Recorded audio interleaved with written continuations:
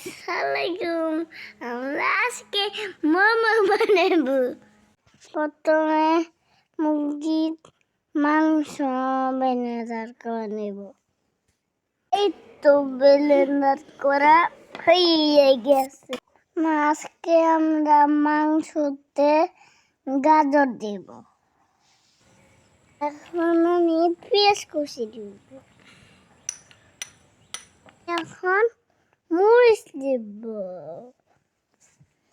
আমি ধনেই পাতা, soya sauce. এখন দেব আদা রসুন বাটা, দিচ্ছি লবণ। এখন আমি মিক্স করতেছি। হয়ে গেছে।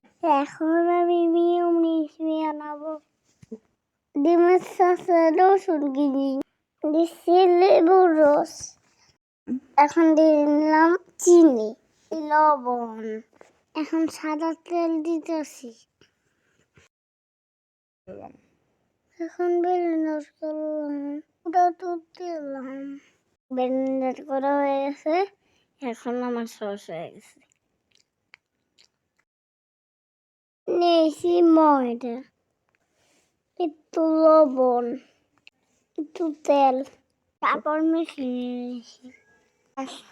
এখন আমি রুটি বানাচ্ছি। কেটে নিচ্ছি। আমার দাদি এখন মোমো ছেদ দিতেছে।